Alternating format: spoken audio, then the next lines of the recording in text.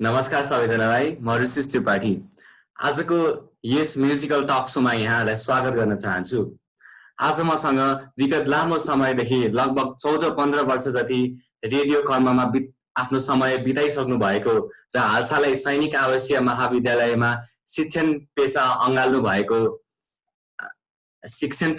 भएको हेम सरलाई आजको कार्यक्रममा स्वागत गर्न चाहन्छु। स्वागत छ सर यहाँलाई। धन्यवाद ऋषिश भाइ। धन्यवाद सर। सन्चै हुनुहुन्छ सर? सबै ठिकै छ। लकडाउन भन्दा पनि अहिले त अब निषेधाज्ञाको समय छ। लकडाउन लामो समयसम्म हामीले यो परिवेशमा गुज्रिनु पर्यो। हो सर। त्यस पछाडि निषेधाज्ञा पनि छ अहिले। यही समयमा चाहिँ समयमा यसरी नै हामीले चाहिँ भर्चुअल हिसाबले नै ऋषिश भाइसँग लगायत अरूसँग पनि भेटघाट गर्ने छँदैछ। त्यसका अलावा घरमै बस्ने, पढ्ने, लेख्ने, आफ्ना अन्य केही कर्महरू भर्चुअल माध्यमबाट गर्न सकिने कर्महरू गर्ने यस्तै नै छ। जे होस् स्वास्थ्य स्थिति चाहिँ राम्रो नै छ अहिलेसम्म। अनि सरले त गीत गजलहरू पनि लेख्नुहुन्छ, मुक्तकहरू पनि लेख्नुहुन्छ। एउटा कुनै गीत गजल, एउटा कुनै मुक्तक सुनाउनुहोस् न सर। मैले यो लकडाउनको समयमा पनि लेखेँ, तर मेरो मुख्य अनुसन्धानको कार्यले गर्दा त्यसरी सिर्जना क्षेत्रमा चाहिँ म त्यति जान त पाइनँ, तर मैले समयमा लेखिराखेकै हुन्छु। त्यसकारण म भाइलाई अहिले यहाँ हेर्दैछु, म खोजेर केही रचनाहरू चाहिँ सुनाइदिन पनि सक्छु। एउटा यो मैले अस्ति भर्खरै मात्रै लेखेको एउटा गीत छ। यो गीतलाई चाहिँ एकजना मेरो गृह जिल्लाका पुराना सङ्गीतकार गायकले धुन पनि भर्नु भएको छ, तर उहाँले त्यो धुन चाहिँ मलाई पठाइसक्नु भएको छैन। मैले उहाँ लगायत केही पुराना गायकहरूलाई मेरै जन्मथलो गृह जिल्लाकै सेरोफेरोमा रहने गायकहरूलाई यो गीत दिएको पनि थिएँ र उहाँले चाहिँ यसलाई सङ्गीत गरेको छु भनेर भन्नुभयो र यो मैले मेरै ठाउँको, मेरै भाकाको, मेरै इलाकाको शब्द परिवेश सबैलाई टिपेर लेख्ने प्रयत्न गरेको छु। गीत हो यो। मालिङ्गो घारी अलैँची बारी जौबारी धाउँदैछु, मालिङ्गो घारी अलैँची बारी जौबारी धाउँदैछु, रेटिँदा यादले चिनोको गल्फन सम्हाली लाउँदैछु। कतिमा मिठो हरिया मकै खोसेला पातैमा, कतिमा मिठो हरिया मकै खोसेला पातैमा, लेखेर गयो आँसुले याद यो मेरो हातैमा। बोलेर न्याउली बिरह भाका अतीत खोल्दैछ, वियोग गरुन्छ त्यो कुर्ले ढुकुर मन मेरो बोल्दैछ। बासन्ती आमा सुसेला हाल्दै गौँथली फर्कियो, कोयली को हो फुलको हाँसो सम्झना चर्कियो। खोला र खोल्सी दोभान बगर पिरती सुन्दैछु, रोपेर दिल आशाको माला जिन्दगी हुँदैछु, रोपेर दिल आशाको माला जिन्दगी हुँदैछु। मालिङ्गो घारी अलैँची बारी जौबारी धाउँदैछु, रेटिँदा यादले चिनोको गल्फन सम्हाली लाउँदैछु, रेटिँदा यादले चिनोको गल्फन सम्हाली लाउँदैछु, सम्हाली लाउँदैछु। साह्रै मिठो सर, साह्रै मिठो सर। अनि त्यहीँको परिवेशलाई लिएर मैले जस्तै मालिङ्गो घारी अलैँची बारी जौबारी भन्ने ठाउँ, अब हाम्रोतिर चाहिँ यतातिर मफलर भनिन्छ, गलबन्दी भनेर भनिन्छ, त्यसलाई गल्फन भनेर त्यहाँको स्थानीय लवजमा बोल्दा त्यसरी बोलिन्छ त्यो शब्द। त्यसै गरी हरिया मकै खोसेला अनि ढुकुर, कुर्ले ढुकुर, न्याउली चरी, यस्ता दोभान बगर त्यहीँका कुराहरूलाई सम्झेर एउटा प्रेम वियोग प्रणयका सम्बन्धका कुराहरूलाई अलिकति वियोगात्मक हिसाबमा यो उतार्ने प्रयत्न गरेको हो। हजुरको गाउँ चाहिँ सर कतानेरि? मेरो इलाम अहिले चाहिँ माइजोगमाई गाउँपालिका 1 नयाँ बजार इलाम पर्छ। म त्यहीँ जन्मिएको हुँ, त्यहीँ हुर्केको हुँ र मेरो 1 कक्षादेखि 10 कक्षासम्मको पढाइ लेखाइ पनि त्यहीँ भएको हो। त्यसपछि म धरानमा विज्ञानको विद्यार्थी भएर पढ्दै फेरि पछि काठमाडौँमा आएर साहित्यको विद्यार्थी भएँ र अहिले साहित्य सङ्गीतको अनुरागी हुँ। म साहित्यको चाहिँ पूर्णकालीन विद्यार्थी हुँ, फुल टाइमर भन्छन् नि, त्यस हिसाबमा साहित्यको फुल टाइमर अर्थात् पूर्णकालीन विद्यार्थी हुँ। सङ्गीतको चाहिँ अहिले त्यो हिसाबले हेर्दाखेरि चाहिँ आंशिक विद्यार्थी जस्तो देखिएँ। कुनै समयमा सङ्गीतको पनि म पूर्णकालीन विद्यार्थी थिएँ, तर निकट भविष्यमा करिब करिब 6-8 महिनाको अन्तरालमा चाहिँ फेरि पनि पुरानो मेरो आफ्नो सङ्गीत कर्मलाई पनि अलिकति गुरु कहाँ जाने, सङ्गीत सिक्ने, सङ्गत गर्ने, त्यो सङ्गतलाई हजुर सर। बढाउने भन्ने मेरो सोचाइ छँदैछ। सरले अनि अघि अनुसन्धानको पनि कुरा गर्नुभयो, कस्तो खालको अनुसन्धान हो सर? यो मेरो चाहिँ एकाडेमिक क्यारियरकै अनुसन्धान हो। विद्यावारिधीको लागि हजुर सर। अनुसन्धान मेरो करिब करिब अन्तिम चरणमा पुगिसकेको छ। नेपाली साहित्यमा उपन्यास विधालाई लिएर यसको सांस्कृतिक अध्ययन गरिरहेको छु म। त्यो हजुर सर। अनुसन्धानमा रहँदाखेरि चाहिँ मैले मेरा सिर्जनाका थुप्रै कुराहरूलाई अहिले निरन्तरता दिन सकेको छैन, जस्तै साहित्य अनि सङ्गीतको कुरा पनि त्यहाँ चाहिँ मेरो अधुरै रहेको छ। तर यो हजुर सर। अनुसन्धानको यो बृहत्तर पाटोबाट निस्किसकेपछि फेरि म साहित्यमा पनि सिर्जना फाँटमा, त्यसै गरी सङ्गीतमा पनि अलिकति वाद्यवादन र सङ्गीतको फाँटमा अनि गीती लेखन छँदैछ मेरो, गजल लेखन। यो पाटोलाई अलिकति राम्रोसँग उठाउँ र केही अधुरा रहेका मेरा सिर्जनाहरू जुन चाहिँ स्वराङ्कन हुन सकेका छैनन् तिनीहरूमा चाहिँ स्वर भर्नलाई गायक गायिकाहरू समक्ष पनि पुर्याउने भन्ने पनि योजना छँदैछ। सर अनि हजुरले तबला पनि एकदमै राम्रो बजाउनुहुन्छ सर। हजुरको कसरी तबला बजाउने इन्सपिरेसन कसरी कहाँबाट पाउनुभयो सर हजुरले? गाउँघरमा हामीले पहिला पहिला तबला देखेको त होइन, त्यति बेला गाउँतिर चाहिँ मादल धेरै देखिन्थ्यो। मादल विशेष अब यस्तै पर्वहरूमा, चाडपर्वहरूमा, पूजाहरूमा, व्रत पूजा, दसैँ तिहारमा चाहिँ धेरै जसो मादल, कहिलेकाहीँ हार्मोनियम पनि बजेको सुनिन्थ्यो। मादल नै देखेको हो। तर पछि अब गाउँतिर त्यति बेला टेलिभिजन पनि हुँदैन थियो। पछि टेलिभिजन पनि आएपछि करिब करिब त्यति बेला मैले एसएलसी परीक्षा दिइसकेको थिएँ र त्यो बिचको समयमा हाम्रो माघ महिनामा एसएलसी हुन्थ्यो र त्यसको परिणाम चाहिँ करिब करिब असारतिर मात्रै प्राप्त हुन्थ्यो। त्यो लामो समय हुन्थ्यो र त्यो लामो समयमा मैले चाहिँ हार्मोनियम गाउँबाट ल्याएर यसो सिकेको थिएँ र टेलिभिजन पनि त्यो बेला घरमा पहिलोपल्ट ल्याइएको थियो, श्याम श्वेत टेलिभिजन। अनि त्यो श्याम श्वेत टेलिभिजनमा चाहिँ तबलाहरू बजाएको देख्दाखेरि मलाई चाहिँ तबला चाहिँ आफसे आफ त्यसको रुचि जागेर आएको थियो र पछि मैले गाउँघरतिर कोही कसैले यसो तबला बजाउँछ कि भन्ने कुरा पनि यसो खोजेर हेरेँ।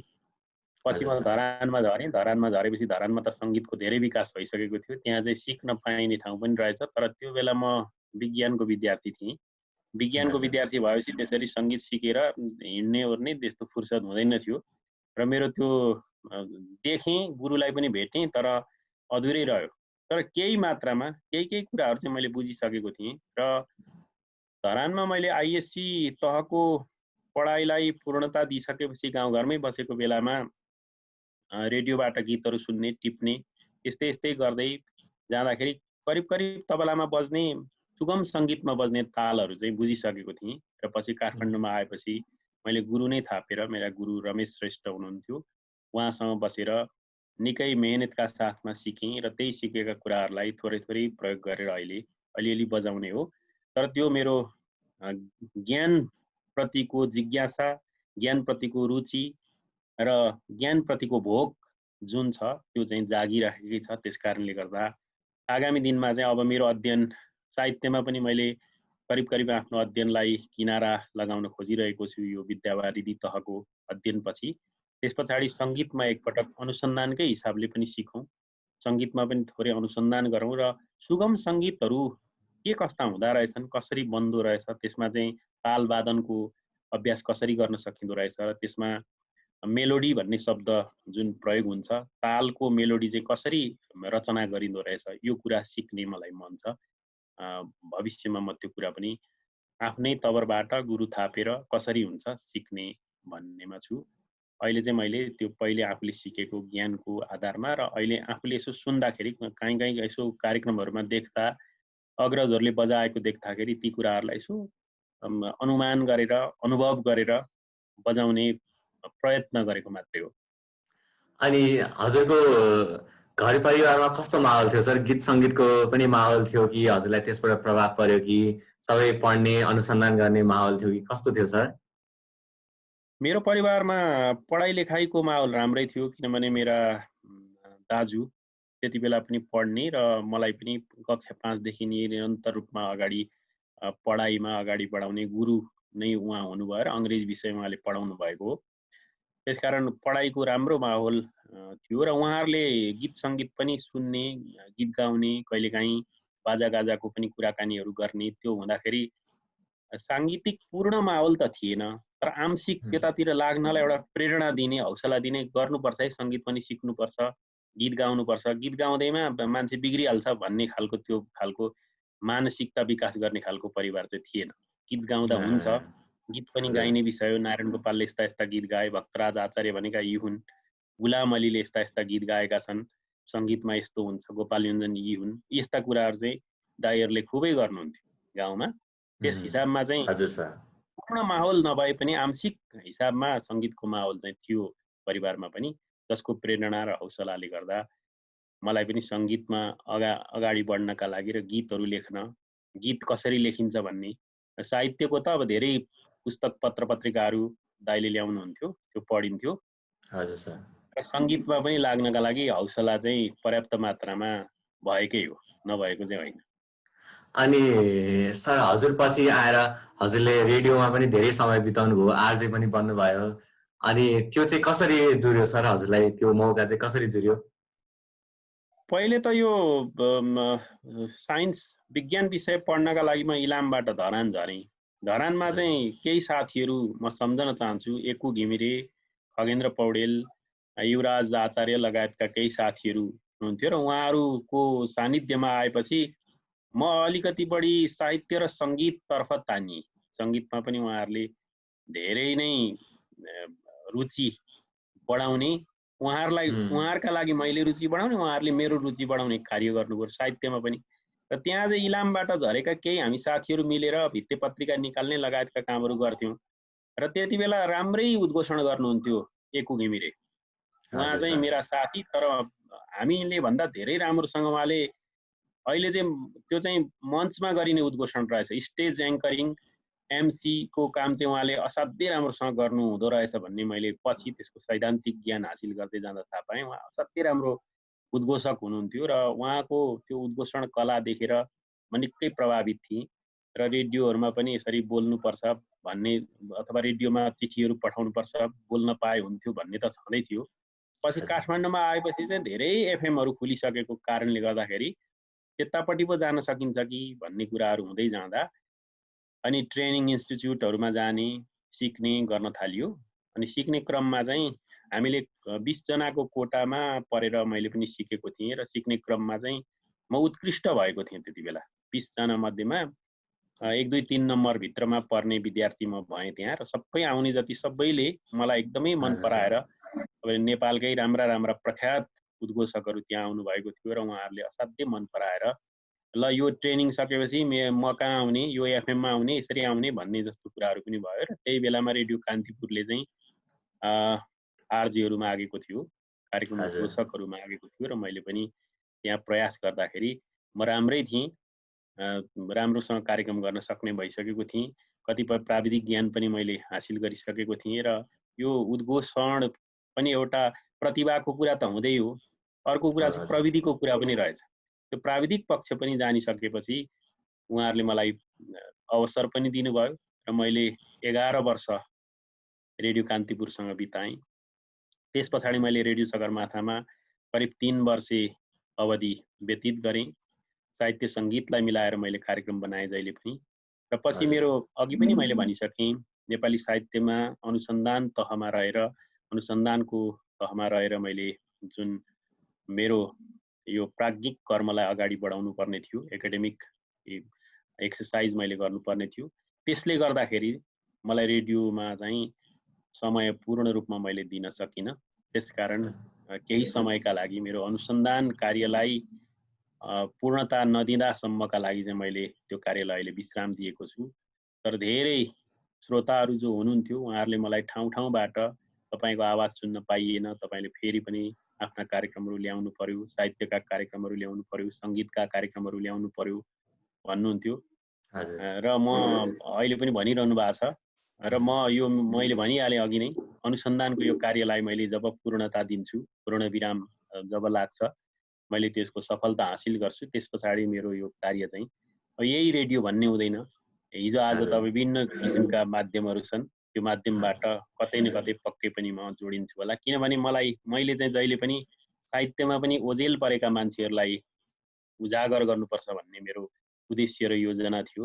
र सङ्गीतमा पनि विशेष गरी सुगम सङ्गीतमा राम्रा गीत सङ्गीतहरूलाई चाहिँ जसलाई चाहिँ रेडियोहरूले स्थान दिँदैनन् त्यस्ता गीत सङ्गीतहरूलाई चाहिँ अगाडि बढाउनुपर्छ।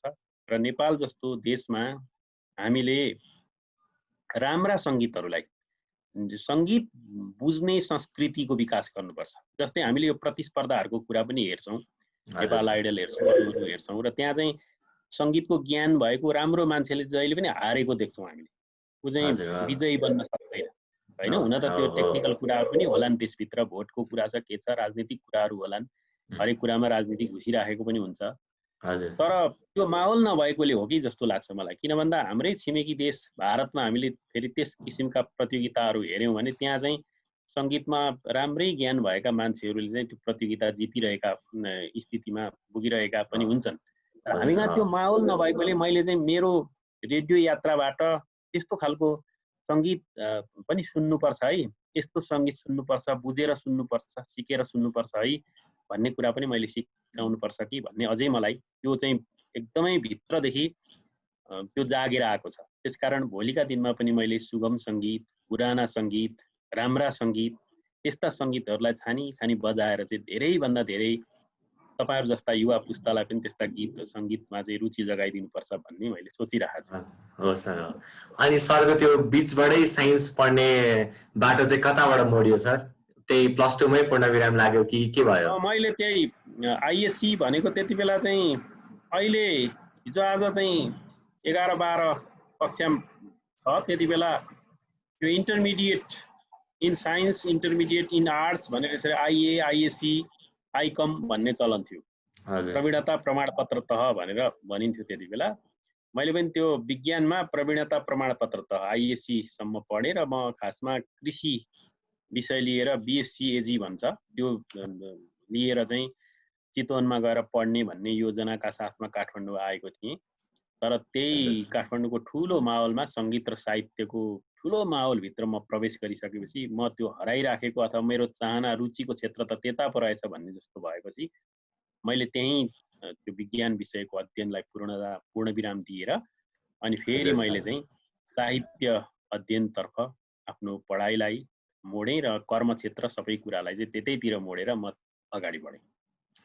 सर अनि हामी जस्तो अब युवाहरूले धेरै मान्छेहरूले चाहिँ गीत कसरी लेख्ने, गीत कस्तो हुन्छ, गीत सुन्दाखेरि त नर्मली अर्कै एकदम खतरा लेख्ने भने जस्तो हुन्छ, एकदमै कसरी लेख्ने भनेर सबैको मनमा क्वेसन आइरहेको हुन्छ, जिज्ञासा जागिरहेको हुन्छ।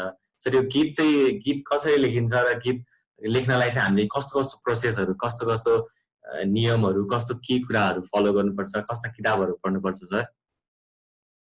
यो एउटा गम्भीर प्रश्न सोध्नुभयो तपाईँले र साह्रै राम्रो प्रश्न पनि हो।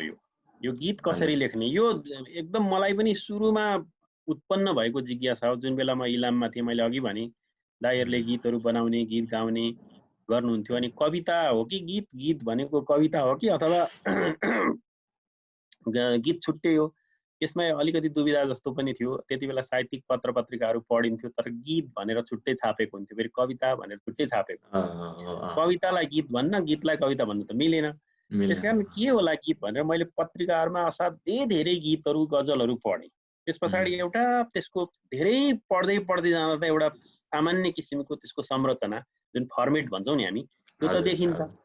त्यो फर्मेट मैले देखिसकेपछि त्यसको संरचनागत रूप मैले देखिसकेपछि चाहिँ त्यही रूपमा मैले केही गीतहरू जस्तो बनाएर लेखेँ। पछि मैले ती कुराहरू चाहिँ काठमाडौँमा आएपछि यसो अरूहरूलाई देखाउँदा, सङ्गीतकारहरूले देखाउँदा गीत चाहिँ गीतै भएको रहेछ। तर कतिपय कुराहरू त अझै पनि नभएको पनि हुनसक्छ। त्यसकारण पहिल्यै नै हामीले सबै सिद्धान्त बुझेर, सबै सैद्धान्तिक अवधारणा, थ्योरी बुझेरै लेख्नुपर्छ भन्ने चाहिँ होइन, त्यस्तो चाहिँ होइन रहेछ। यसो त्यसको हेरेर, जस्तो प्याटर्न भन्छौँ नि हामी त्यसलाई, होइन, संरचनाको रूपलाई हेरेर पनि चाहिँ लेख्न सकिँदो रहेछ। त्यसका लागि पहिलो नम्बरमा त लेख्ने भन्ने कुरालाई अगाडि बढाउनको लागि चाहिँ जहिले पनि पढ्ने कुरालाई बढी हामीले चाहिँ प्राथमिकतामा राख्नुपर्छ। त्यो प्रायोरिटीमा हामीले राख्नै पर्छ। असाध्यै बढी धेरै, जस्तो तपाईँ गीत लेख्दै हुनुहुन्छ भने करिब तपाईँले 400-500-600 गीत तपाईँ पढ्नुहोस् त, पक्कै पनि तपाईँले एउटा नयाँ गीत लेख्नुहुन्छ, त्यो राम्रै हुन्छ। त्यसैले पहिलो कुरा हजुर त पढ्न पर्ने रहेछ भन्ने मैले चाहिँ बुझेको हो। तर त्यसका अलावा हामीले बुझ्नुपर्ने अर्को कुरा के छ भने गीतको सैद्धान्तिक पक्ष थ्योरिटिकल एस्पेक्टबाट त्यसलाई हेर्नका लागि पनि बजारमा त राम्रा राम्रा पुस्तकहरू पाइन्छ। त्यस्ता हजुर किताबहरू हामीले पढ्नुपर्छ। जस्तै अब गीतका विषयमा के अरू किताबहरू पनि निस्किएका छन्, ननिस्किएका त होइनन्, तर सबभन्दा राम्रो चाहिँ प्राध्यापक डाक्टर कृष्णहरि बराल जो नामधन्य गीतकार हुनुहुन्छ यस देशका, हजुर हजुर कृष्णहरि बराल सरले लेख्नु भएको गीत सिद्धान्त र इतिहास, यो किताब अहिले बजारमा सर्टेज नै जस्तो थियो र अस्ति भर्खरै मात्रै फेसबुकमा सरले लेख्नुभयो गीत सिद्धान्त र इतिहास चाहिँ फेरि छापिँदैछ, पुनर्मुद्रण हुँदैछ भनेर उहाँले लेख्दा एकदम खुसी लाग्यो मलाई। किनभने धेरै मान्छेले यो किताब चाहिँ खोजिरहेका थिए, धेरैले, हजुर कतिले हजुर त्यसलाई सर फोटोकपी गरेर पनि प्रयोग गरिरहेका थिए। त्यसकारण पहिलो नम्बरमा गीत सिद्धान्त र इतिहास भन्ने त्यो पुस्तकलाई ल्याएर जसले अध्ययन गर्छ त्यसले धेरै राम्रो गीत लेख्न सक्छ। गीत कसरी लेख्ने, गजल कसरी लेख्ने भन्ने किताब त उहाँले पनि अलिअलि अरू सानो सानो भोल्युममा सानो हजुर सानो सर खालको आकारमा त उहाँले तयार पारेर बजारमा आएको जस्तो पनि मलाई लाग्छ। त्यस हिसाबमा त्यहाँ पनि हामीले चाहिँ हेर्न सकिन्छ ती कुराहरूलाई। तर यो गीतको विषयको सैद्धान्तिक पुस्तक एकदम अथेन्टिक राम्रो अध्ययन हजुर गरेर सर म केही गीतमा गर्छु भन्ने यदि कोही हुनुहुन्छ भने उहाँले चाहिँ यो गीत सिद्धान्त र इतिहास, प्राध्यापक डाक्टर कृष्णहरि बराल, उहाँले अर्को पनि उहाँको छ, जस्तै गजलको इतिहास र परम्परा भन्ने किताब पनि छ। हजुर गजलको विषयमा गजल कसैले लेख्न चाहन्छ भने त्यस्ता किताबहरू अध्ययन गर्नुपर्ने हुन्छ, यो हो। र पहिलो नम्बरमा हामीले बुझ्नुपर्ने एउटै मात्रै कुरा चाहिँ हामी केही कुरा लेख्दैछौँ, जस्तो उपन्यास कसैले लेख्दैछ भने उसले हजुर उपन्यास कसरी लेखिन्छ भन्ने त्यसको सैद्धान्तिक पक्षको अध्ययन नगरिकनै पनि उसले अध्ययन गरेन तर धेरै उपन्यास पढ्यो, 500 वटा उपन्यास उसले पढ्यो भने उसले धेरै राम्रो उपन्यास लेख्न सक्छ। त्यो चाहिँ फेरि वास्तविक कुरा हो। त्यसैले यदि कोही हजुर गीत सर लेख्न चाहनुहुन्छ भने राम्रा राम्रा गीतकारका राम्रा राम्रा गीतहरू तपाईँ पढ्नुहोस्, एकदम राम्रोसँग पढ्नुहोस् गीतलाई। हजुर फेरि हजुर गीतलाई जस्तो सबै गीत गाइन्छ भन्ने पनि छैन, छैन नगाइने गीतहरू पनि हुन्छन्। कतिपय गीतहरू चाहिँ यसै पढ्दाखेरि मजा आउने गीत पनि हुन्छन्, डायरीमै मात्रै भएका गीत पनि हुन्छन्, सबै गाउनलाई भन्ने लेख्ने पनि होइन। तर हजुर गाइएकै गीत पनि स्तरीय गीत तपाईँ यदि अध्ययन गर्नुहुन्छ भने त्यस्ता गीतहरूले तपाईँलाई गीत लेख्न चाहिँ अवश्य पनि सिकाउँछ। र सिद्धान्तका कुराहरू पनि छन् गीतभित्र चाहिँ। हामीले गीतलाई कसरी चोटिलो बनाउने, कसरी चाहिँ त्यसको संरचना मिलाउने, लयबद्ध तरिकाले कसरी मिलाउने, सङ्गीत गर्दाखेरि अप्ठ्यारो नपर्ने किसिमका वर्णहरू कसरी प्रयोग गर्ने, अप्ठ्यारा हजुर अप्ठ्यारा वर्णहरूको हामीले प्रयोग गऱ्यौँ भने त्यहाँ सङ्गीत गर्ने अप्ठ्यारो होला, उच्चारण गर्ने हजुर अप्ठ्यारो होला। गायकले बुझ्छ उच्चारण गर्ने सकेन भने त त्यो गीत बुझ्न सकिँदैन, हो श्रोताले सुन्दाखेरि बुझ्दैन नि। बुझ्दैन त्यस हो कारणले हो गर्दा त्यो गीतलाई सरल कसरी बनाउने भन्नेमा पनि हामीले अभ्यास चाहिँ गर्नै पर्छ। तर बारम्बार अभ्यास गर्न खोजियो भने गीतहरू श्रुति मधुर हुन्छन्, लयबद्ध हुन्छन् र पछिसम्म सुन्नेहरूले सम्झिरहने किसिमको गीत पनि बन्न सक्छ। अनि हजुरले सुरुमा गीतहरू लेख्दाखेरि गजलहरू लेख्दाखेरि कसलाई कसलाई देखाएर कसरी मार्गदर्शन प्राप्त गर्नुभयो सर? मलाई गीत मैले अघि भने गाउँमै हुँदाखेरि मैले पत्र पत्रिकाहरूमा अध्ययन गरेर केही गीतहरू लेखेँ। हजुर ती गीतहरू चाहिँ मैले लुकाएर राखेको थिएँ, वास्तव मैले देखाउन सकेको थिइनँ। मैले लेखेँ, यसो हेरिदिनुहोस् न भन्ने खालका मान्छे पनि थिएनन्। देखाउँदाखेरि अब राम्रो मान्दैनन् होला भन्ने जस्तो पनि लागेको थियो। त्यस पछाडि हजुर हाम्रै समयमा त्यो लगभग 52-53 सालतिर चाहिँ नेपालमा चाहिँ गजल एकदमै त्यति बेला चाहिँ गजल चाहिँ उचाइमा पुगेको थियो। यति हजुर धेरै मान्छेहरूले गजल लेख्दा रहेछन्, तर हामी दूर दराज इलाममा बस्थ्यौँ। इलाममा बस्दा पनि त्यति बेला चाहिँ अब यस्तो अहिलेको जस्तो प्रविधि थिएन, केही पनि हजुर थिएन, सर प्रविधिको विकासै भएको थिएन। त्यस हजुर सर कारणले गर्दाखेरि त्यति बेला चाहिँ एउटा हवाई पत्रमा छापेर हवाई पत्रिका भनेर निस्किन्थ्यो काठमाडौँमा। अनि त्यो हजुर हवाई पत्रिकाहरू चाहिँ गाउँ गाउँसम्म पनि पुग्ने भएकोले हामीले त्यस्तामा लेखिएका ती गजलहरू गीतहरू हामी अध्ययन गर्थ्यौँ। हामी पनि लेखेर पठाएको थियौँ, तर हाम्रो छापिदिन्थ्यो, किनभने हामीले लेखेको गजल चाहिँ गजल हुँदो रहन्छ। अनि हजुर पछि हजुर इलाममा म इलाम सदरमुकाम डिस्ट्रिक्ट हेडक्वार्टरमा गएको थिएँ। त्यति बेला एकजना अग्रज दाईसँग मेरो भेट भयो। उहाँ चाहिँ नेपाली साहित्य लिएर त्यति बेला डिप्लोमा तह पढ्दै हुनुहुँदो रहेछ, बिए पढ्दै हुनुहुन्थ्यो। र त्यो हजुर इलाम क्याम्पसमा चाहिँ त्यति बेला नेपालका एकदमै प्रसिद्ध गजलकार, वरिष्ठ साहित्यकार डाक्टर घनश्याम नेउपाने परिश्रमी चाहिँ त्यहाँका हजुर त्यहाँका चाहिँ उपप्राध्यापक हो कि सहप्राध्यापक यस्तै हुनुहुन्थ्यो इलाम क्याम्पसमा, नेपाली विषय पढाउनु हुँदो रहेछ उहाँले। हजुर र उहाँको चाहिँ त्यो एउटा किताब निस्किएको थियो त्यति बेला, यो मौसम भन्ने गजल सङ्ग्रह थियो। साह्रै मिठा मिठा गजल थिए त्यसमा। र हजुर सर इलाम बजारमा गएर मैले इलाम पुस्तक पसलमा गएर त्यो किताब किनेर पढ्नु, अनि त्यसमा छ भनेर उहाँले भनेकोले गर्दाखेरि सोधेको, लास्ट अन्तिम एक पिस मात्रै, एक प्रति मात्रै बाँकी रहेछ त्यो हजुर किताब। सर हजुर हजुर सम्यक भाग्यले मैले भेटेँ, ल्याएर मैले एकदमै राम्रोसँग पढेँ त्यो किताब। त्यो किताबको अगाडि भूमिकामा चाहिँ मलाई लाग्छ त्यो रवि प्राञ्जल हो कि अथवा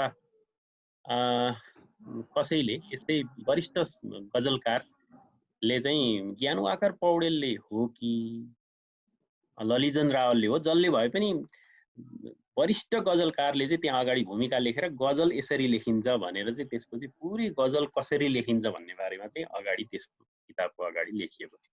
मैले एकदमै 2, 3, 4 पल्ट त्यो पढेँ। र त्यो पढिसकेपछि त्यो दाइलाई पनि सोधेँ, दाइले पनि धेरै अभ्यास गरिसक्नु भएको छ, अनि उहाँले पनि मलाई अलिअलि सिकाइदिनु भयो। अनि पहिला पहिला मैले पत्र पत्रिकामा पढेर पनि अलिअलि आफूले आफ्नै तरिकाको गजल चाहिँ लेखेको थिएँ। हजुर सर अनि मैले पछि बुझेँ, ए मैले यहाँ गल्ती गरेको रहेछु। त्यसको त अब काफिया रदीफ भन्ने कुराहरू मिलाउनु पर्छ, अन्तिम प्रासका थुप्रै कुराहरू मिलाउनु पर्छ। त्यो मिलाउनका लागि मैले कहाँ गल्ती गरेको थिएँ त्यो कुरालाई व्यापक रूपमा मैले सुधार गरेँ। र त्यो किताब नै मेरो चाहिँ वास्तवमा गुरु हो। वास्तवमा त्यो किताब मैले नपढेको थिएँ भने मैले गजल लेख्न सक्ने स्थिति थिएन। त्यस पछाडि त पछि काठमाडौँ आइयो, धरान गइयो, धरान गइसकेपछि धरानमा पनि साथीहरूसँग छलफल गरियो। त्यहाँ त देखाउने 101 साथीहरू छँदै थिए। काठमाडौँ आएपछि त वरिष्ठ गीतकारहरूसँग पनि भेट भयो, उहाँहरूलाई पनि देखाइयो। र क्रमशः पछि त कृष्णहरि सरलाई अब युनिभर्सिटीमा उहाँले नै पढाउनु हुने भएपछि उहाँलाई पनि लगेर गजल गीतहरू त देखाइहाल्यो। अनि सर हजुरको गजल गीतहरू अहिलेसम्म कतिवटा रेकर्ड भयो सर? मेरो त्यही मैले अस्ति भर्खरै मात्रै पनि एउटा यो सङ्गीत रोयल्टी सङ्कलन समाज नेपालले त्यसको विवरण माग गरेको थियो। त्यो बेला गन्दाखेरि त्यही 15वटा जति भएछ। 15वटा जति भएछ। अब त्यो कतिवटा त कतिले अब रेकर्ड गर्न म गर्छु भनेर लानुभयो, कतिले धुन भर्नुभयो, त्यत्तिकै पनि छ। त्यो आफू सक्रिय नभएपछि त्यो कुराहरू त्यत्तिकै छुट्दो रहेछ। सक्रिय हुँदाखेरि चाहिँ थुप्रै हुने थियो त्यति बेला। पछि त्यो त्यत्तिकै छुट्यो। अहिले मसँग भएका रेकर्डमा भएका चाहिँ 15वटा जति प्राप्त छन्। त्यसमा 4-5वटा जति गजल छन्, अरू चाहिँ गीतहरू नै हुन्। हजुर कसले चाहिँ आफ्नो स्वर भर्नु भएको छ सर हजुरको गजल गीतहरूमा? मेरो एकजना असाध्यै निकट मित्र हुनुहुन्थ्यो, उहाँसँग बसेर धेरै अभ्यास पनि गरेँ मैले। त्यति बेला तबलाको विद्यार्थी थिएँ म, उहाँ भोकलको। उहाँले चाहिँ आवाज दिने क्रममा चाहिँ हेमन्त चेम्जुङ, उहाँ पनि पेसाले इन्जिनियर तर गायनमा असाध्यै राम्रो हुनुहुन्थ्यो। रेडियो नेपालमा उहाँसँग मेरो भेट भएपछि धेरै सङ्गत पनि गरेँ। उहाँले धेरै मेरो सङ्गीत पनि गर्नुभयो, गाउनु पनि भयो। अब त्यसका अतिरिक्त अब अन्जु पन्तले पनि गाउनुभयो एउटा। किशोर शिवाकोटी भन्ने एकजना भुटानका भाइ अहिले अमेरिकामा हुनुहुन्छ, उहाँले पनि मेरो गीत गाउनु भएको छ। कुबेर राईले पनि गाउनुभयो। नेपालका एकजना असाध्यै राम्रा गायक कुबेर राईले पनि गाउनुभयो, लोकलयको एउटा गीत गाउनुभयो। त्यस पछाडि अब कृष्ण भक्त राईले पनि गाउनुभयो, वृष प्रधानले गाउनुभयो, लगायत नयाँ पुराना गरेर 2-4 जना गायक गायिकाहरूले मेरो गीत गाउनुभयो। सर अनि हजुरलाई चाहिँ पहिलाको माहौल, पहिलाको गीत सङ्गीतको माहौल, साहित्यको माहौल र अहिलेको माहौलमा चाहिँ अहिले कस्तो खालको माहौल, अहिलेको कस्तो लाग्छ सर हजुरलाई?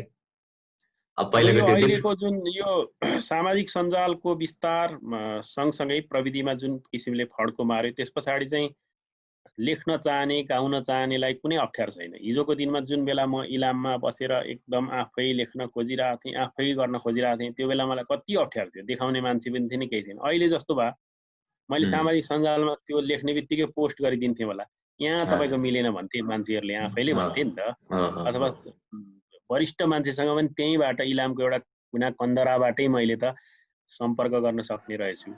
अहिले कति सजिलो छ, जहाँ बसेर पनि गर्न सकिन्छ। गीत बनायो भने पनि त्यसलाई चाहिँ लगेर त्यति बेला चाहिँ रेडियोमा लगेर बजाउनै पर्थ्यो। अब अहिले परेन। अहिले हामीले चाहिँ राम्रो गीत बनायो भने युट्युबमा राख्ने बित्तिकै त्यो खालको जस्तो खालको मन पराउने हो त्यस्तै खालका मान्छेहरूले त्यसलाई खोजेर सुनिराखेका हुन्छन् नि त। अनि त्यसलाई चाहिँ पोस्ट गरिदिन सकिन्छ। त्यसकारण हामी जस्ता जो साहित्यमा रुचि राख्छौँ, सङ्गीतमा रुचि राख्छौँ, केही गर्नुपर्छ, अगाडि बढ्नुपर्छ भन्ने मान्यता राख्छौँ, यस्ता मान्छेहरूलाई अहिले धेरै सजिलो भएको छ आफ्ना विचारहरू सम्प्रेषण गर्नको लागि। अहिलेको माहौल धेरै फरक किसिमको पनि हो र विस्तारित पनि छ र पुराना कुराहरू चाहिँ उजागर भएको पनि छ अहिले, किनभने पुराना गीत सङ्गीतहरू पनि तपाईँ हेर्नुहोस् न, अहिले प्रतियोगिताहरू हुँदाखेरि पुराना गीतहरू कति धेरै गाइन्छन्। हेर्नुहोस् त, कुनै समयमा अर्कै किसिमका पश्चिमी खालका गीतहरू मात्रै बढी गाइन्थे। भनेपछि अहिले भनेको यो सञ्चार, यो सामाजिक सञ्जालहरूको प्रभाव हो नि त यो। किनभने त्यस्ता गीतहरू तपाईँ तुरुन्तै सुनेर, जस्तै तपाईँ एउटा युवा हुनुहुन्छ, कति राम्रा तारा थापाले गाएका गीतहरू पुरानो जुन चाहिँ तपाईँले सुन्नु नै भएको छैन होला भन्ने लाग्थ्यो मलाई, त्यो गीत पनि तपाईँले गाएर चाहिँ युट्युबमा चाहिँ अपलोड गर्नु भएको छ। भनेपछि अहिलेको विकसित माहौल हो, विकसित पनि हो र मलिलो छ। अब कहिलेकाहीँ त विकृति भन्छन् मान्छेले, तर मलाई चाहिँ के लाग्यो भन्दा जस्तो पुराना कलाकारहरूको गीत चाहिँ नयाँ कलाकारहरूले कभर भनेर गाइदिँदाखेरि ती गीतहरू चाहिँ हराउनुको सट्टा फेरि तिनीहरू चाहिँ जागृत भएर तिनीहरूको चाहिँ पुनर्जागरण भएको मलाई लाग्यो क्या। त्यसकारण अहिलेको माहौल मैले अझै राम्रो, जस्तो सिक्ने मान्छेहरूलाई, बुझ्ने मान्छेहरूलाई, खोज्ने मान्छेहरूलाई अहिले धेरै सजिलो छ, राम्रो पनि छ तर अझै राम्रो हुँदै गइरहेको छ। अहिले सिकेर, जस्तै गीत सङ्गीतमा पनि पहिले मान्छेहरू नसिकिकन त्यत्तिकै आउँथे भने अहिले नसिकी हुँदैन, 2-4 वर्ष साधना गरेर मात्रै आउनुपर्छ। अब माहौल परिवर्तन भइरहेछ नि त, जो पायो त्यो त टिक्नै सक्दैन, खारिएका मान्छेहरू आइरहेका हरेकमा। जस्तै साहित्यमा हेर्नुहोस् त, पहिले किताबै निस्किँदैन थियो नि, अहिले थुप्रै किताबहरू निस्किन्छन्, त्यहाँ चाहिँ राम्रा किताबहरू निस्किरहेका हुन्छन्। भनेपछि एउटा किताब निकाल्नकै लागि भने हामीले निकै राम्रोसँग एडिटहरू गराएर राम्रैसँग बनाएर निकाल्नुपर्ने हुन्छ, नभए लाजमर्दो स्थिति छ। त्यसकारणले गर्दा पहिलेको भन्दा सुधारिएको, अझै मलिलो खारिएको वातावरण चाहिँ मैले पाइरहेको छु। अनि हजुरले किताबहरू पनि निकाल्नु भएको छ सर? मेरो किताबहरू चाहिँ त्यही नै हो। कस्तो भयो भन्दा मैले पहिले एउटा गीतको, एउटा गजलको र एउटा निबन्धको किताब तयार पारेको थिएँ त्यही समयमा निकाल्नको लागि। यो करिब 61-62 सालतिर चाहिँ निकाल्नुपर्छ भन्ने सोचाइ थियो मेरो। र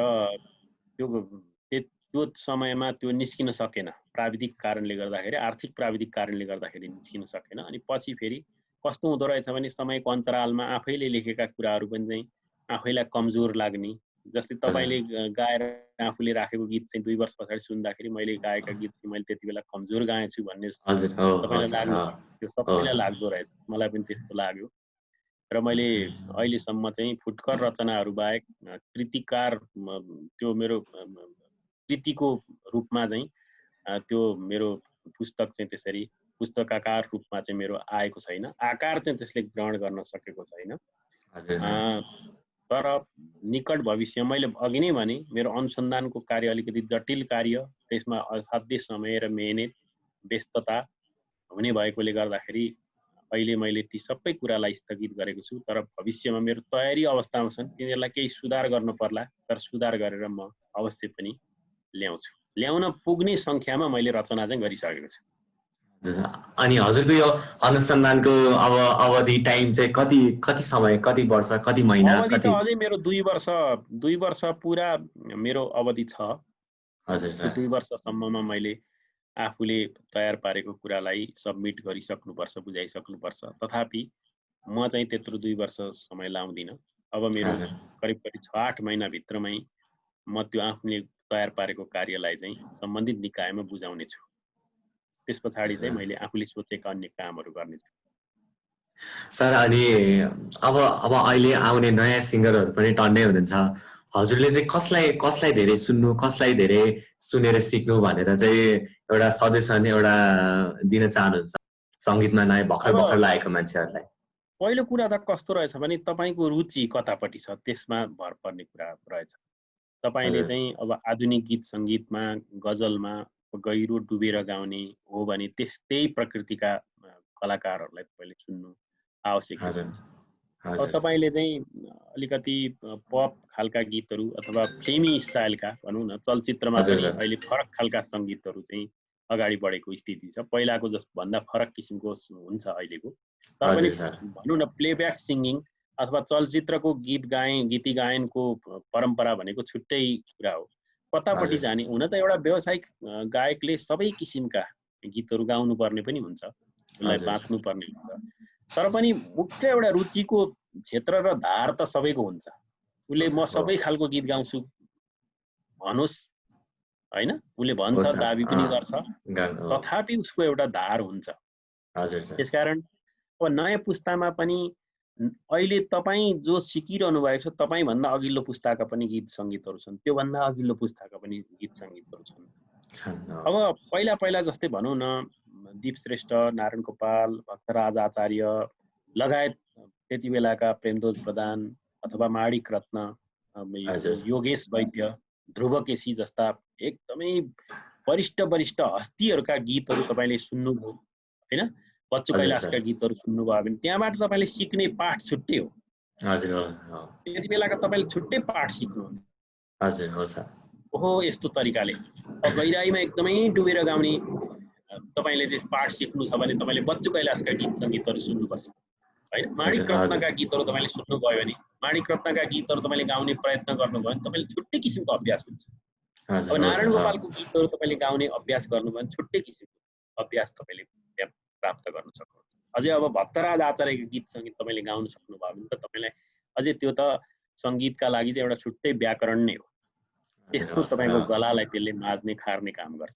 भजनहरू त्यस्तै छन्।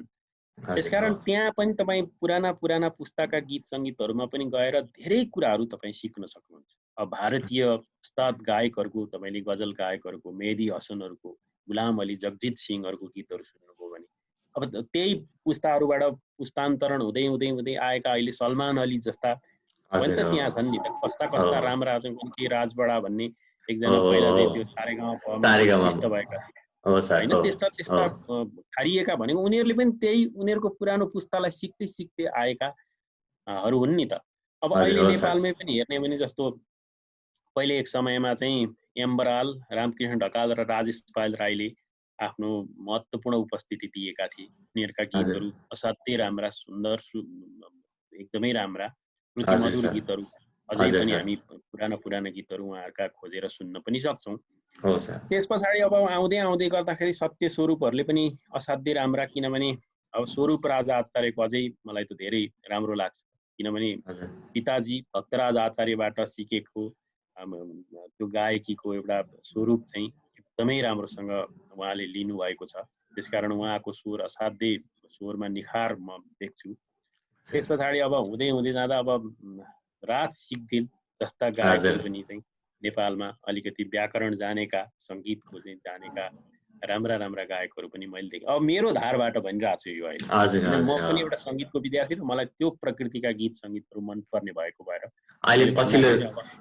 पछिल्लो समयमा प्रवीण बेडवाल जस्ता भाइहरू आएर असाध्यै श्रुतिमधुर गीतहरू चाहिँ सुनाउनु भयो। र मैले चाहिँ यो किन भन्दा रुसिस भाइसँग पनि मैले केही सङ्गत गरेको र रुसिस भाइको गायकीको क्षेत्र र उसको रुचि पनि यतैतिर हो भनेर मैले उसलाई सङ्केत गरिरहेको छु।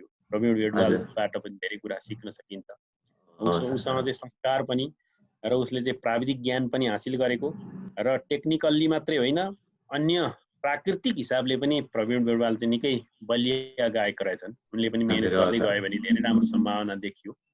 र अब मलाई चाहिँ अब राज सिग्देलको पनि असाध्यै नै म चाहिँ श्रोता हुँ, अति श्रोता हुँ म, किनभने उनले गाएका हरेक गीतहरूमा विशेष किसिमको श्रुति मधुरता मैले पाएँ।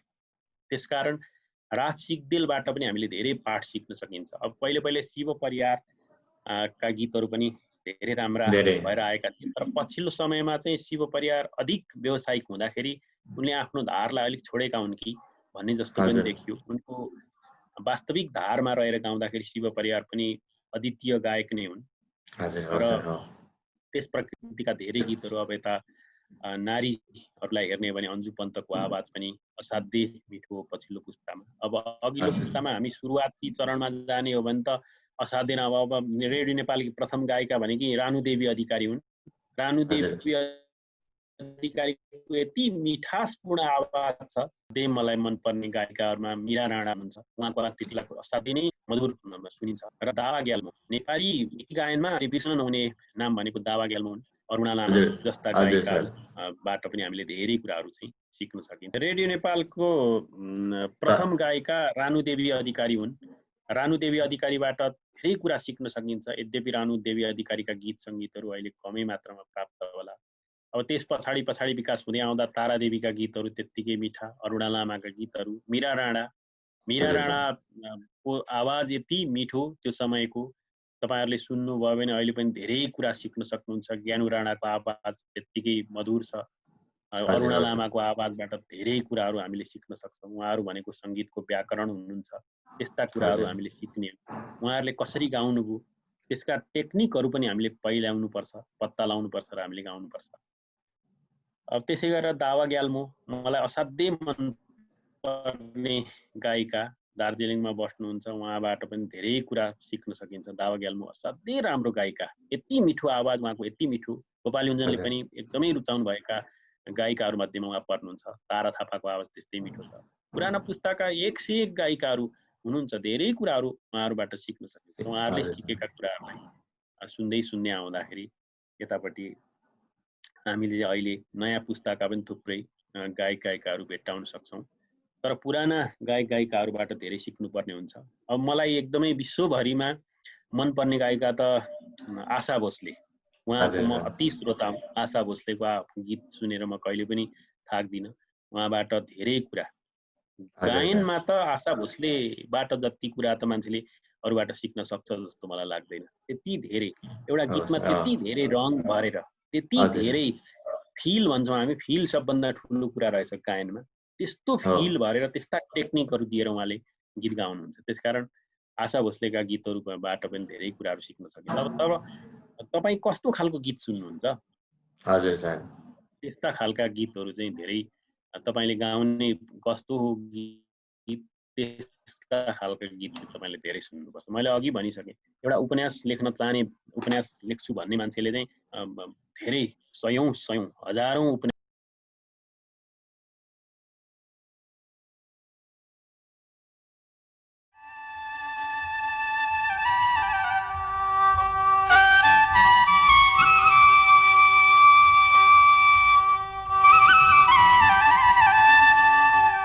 अतीत सम्झी आज फेरि दुखेर हेरें, अतीत सम्झी आज फेरि दुखेर हेरें, रंगिएको उनको सिउँदो लुकेर हेरें, रंगिएको उनको सिउँदो लुकेर हेरें।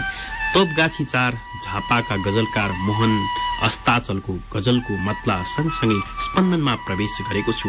यति बेला प्रविधि संयोजक रवि श्रेष्ठका साथमा तपाईको यात्रा भरेको साथी म हेम भण्डारी हाजिर छु। यो यात्रामा तपाईलाई हामी उसरी नै हार्दिक स्वागत अनि अभिवादन गर्दछौं। अतीत सम्झी आज फेरि दुखेर हेरे, रंगिएको उनको सिउँदो लुकेर हेरे, डोली सँगै खुसी गए परेलीको बाटो हुँदै, डोली सँगै खुसी गए परेलीको बाटो हुँदै, परसम्म आफ्नै धड्कन रुकेर हेरे, रंगिएको उनको सिउँदो लुकेर हेरे। हिजोसम्म मेरै जस्तो लाग्ने मुहार पनि, हिजोसम्म मेरै जस्तो लाग्ने मुहार पनि, बिरानो झैं तस्बिरमा झुकेर हेरे, परसम्म आफ्नै धड्कन रुकेर हेरे, रंगिएको उनको सिउँदो लुकेर हेरे। भोलिदिनु भन्थिन् तर कहाँ सकियो र, भोलिदिनु भन्थिन् तर कहाँ सकियो र, आखिर उनकै तडपाईमा सुकेर हेरे, बिरानो झैं तस्बिरमा झुकेर हेरे, परसम्म आफ्नै धड्कन रुकेर हेरे, रंगिएको उनको सिउँदो लुकेर हेरे। अतीत सम्झी आज फेरि दुखेर हेरे। आज पनि क्षितिजमा मेरी उजेलीलाई, आज पनि क्षितिजमा मेरी उजेलीलाई, वेदनाको सुस्केराले फुकेर हेरे, वेदनाको सुस्केराले फुकेर हेरे, आखिर उनकै तडपाईमा सुकेर हेरे, बिरानो झैं तस्बिरमा झुकेर हेरे, परसम्म आफ्नै धड्कन रुकेर हेरे, रंगिएको उनको सिउँदो लुकेर हेरे। अतीत सम्झी आज फेरि दुखेर हेरे। मोहन अस्ताचल तोपगाछी 4 झापाका गजलकार हुनुहुन्छ। उहाँकै गजल पढ्दै थिए। यही गजलबाट स्पन्दनको यात्रा प्रारम्भ गरेका छन्। गरीबलाई झुपडीकै छानु प्यारो लाग्छ, गरीबलाई झुपडीकै छानु प्यारो लाग्छ, परिश्रममा कमाएको मानु प्यारो लाग्छ, गरीबलाई झुपडीकै छानु प्यारो लाग्छ। पापको कमाईले मिठो खानु पर्या छैन, पापको कमाईले मिठो खानु पर्या छैन, वनतरुल भ्यागुरको गानो प्यारो लाग्छ, परिश्रममा कमाएको मानु प्यारो लाग्छ, गरीबलाई झुपडीकै छानु प्यारो लाग्छ।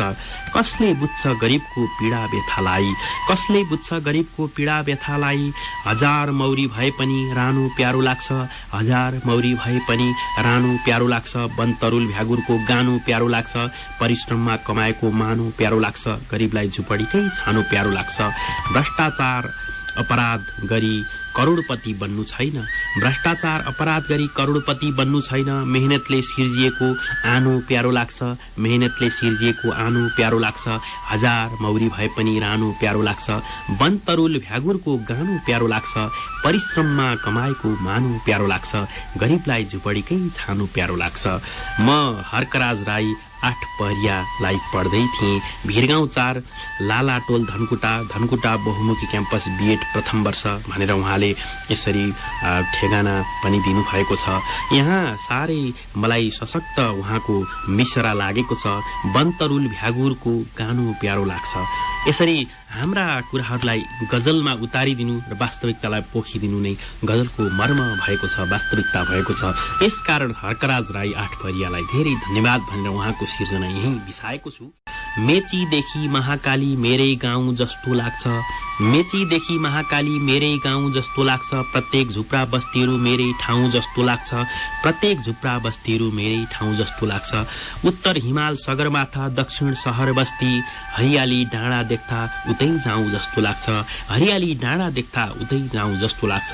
प्रत्येक झुप्रा बस्तीहरू मेरै ठाउँ जस्तो लाग्छ, मेचीदेखि महाकाली मेरै गाउँ जस्तो लाग्छ।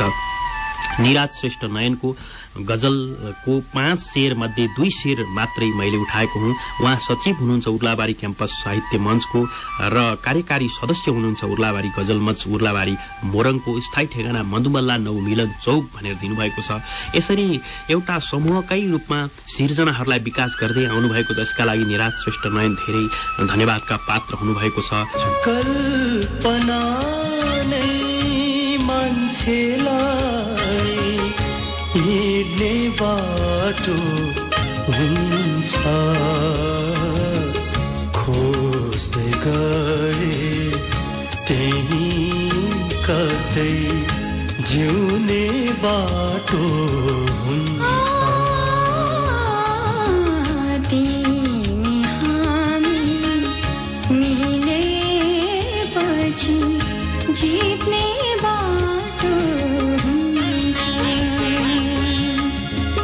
कल्पना नै मान्छेलाई हिँड्ने बाटो हुन्छ,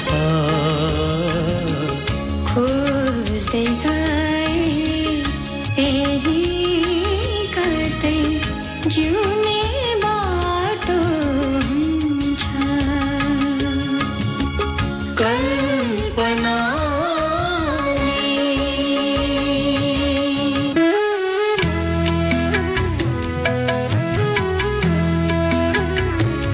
स्पन्दन सिर्जनाको फाँटमा सहृदयहरूको अनुहार, भावनाको बगैँचा र कलमका बान्कीहरू। स्पन्दन त्यही साँझ बोलाएर त्यही रात बोलाएर, त्यही साँझ बोलाएर त्यही रात बोलाएर, उही आकाश ओढौँ लाग्छ त्यही याद बोलाएर। एकान्तको अर्थ पोखी यहाँदेखि त्यहाँसम्म, शून्यतामा लुकौँ लाग्छ मौनता नै बोलाएर।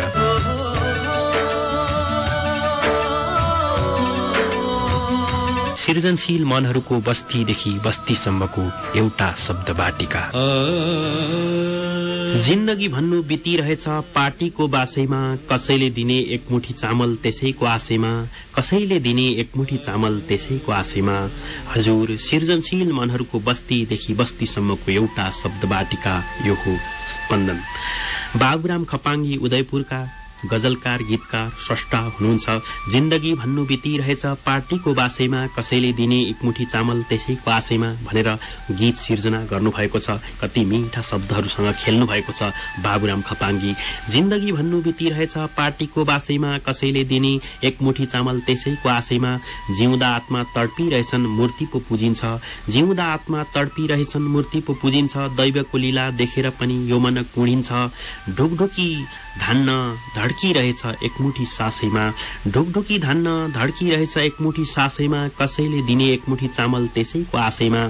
जिन्दगी सधैँ दुःखले मात्र यसरी रेट्यो कि जिन्दगी सधैँ दुःखले मात्र यसरी रेट्यो कि षष्ठीमा भाग्य लेखेर दैव आफैले मेट्यो कि षष्ठीमा भाग्य लेखेर दैव आफैले मेट्यो कि जिन्दगी सारा तडपिने रह्यो एकमुठी गाँसैमा कसैले दिने एकमुठी चामल त्यसैको आशैमा कसैले दिने एकमुठी चामल त्यसैको आशैमा जिन्दगी भन्नु बितिरहेछ पार्टीको बासैमा कसैले दिने एकमुठी चामल त्यसैको आशैमा उदयपुरका स्रष्टा बाबुराम खपाङ्गीको एउटा गीत पढ्दै थिएँ म जिन्दगी भन्नु बितिरहेछ पार्टीको बासैमा कसैले दिने एकमुठी चामल त्यसैको आशैमा जिन्दगीहरू यसरी तडपिरहेछन् यसरी बल्झिरहेछन् घाउहरू फेरि पीडाभित्र मुसिएका छन् र जिन्दगी फेरि बल्झिएको छ बितिरहेको छ एकमुठी चामलको आशैमा। बाबुरामजीलाई एउटा सुन्दर गीतका लागि धेरै धेरै धन्यवाद भन्दछु। चोखो प्रेमलाई ठान्नुभयो रेला हजुरले चोखो प्रेमलाई ठान्नुभयो रेला हजुरले गर्नुभयो आखिर किन हेला हजुरले सहमति समझदारी हामी दुईको थियो सहमति समझदारी हामी दुईको थियो मान्छे किन पार्नुभयो भेला हजुरले गर्नुभयो आखिर किन हेला हजुरले उद्देश्यलाई चुम्न यहाँ रेल झैं बन्नुपर्छ उद्देश्यलाई चुम्न यहाँ रेल झैं बन्नुपर्छ जिन्दगीलाई ठान्नुभयो ठेला हजुरले मान्छे किन पार्नुभयो भेला हजुरले गर्नुभयो आखिर किन हेला हजुरले उमेरमा बैंस बोकी कति एक्लै हिँड्नु खोज्नुपर्छ जोडा यही बेला हजुरले जिन्दगीलाई ठान्नुभयो ठेला हजुरले मान्छे किन पार्नुभयो भेला हजुरले स्वीकृति मुस्कान हो मुस्कुराउनलाई स्वीकृति मुस्कान हो मुस्कुराउनलाई स्वीकृति मुस्कान हो मुस्कुराउनलाई नगर्नुहोस् फेरि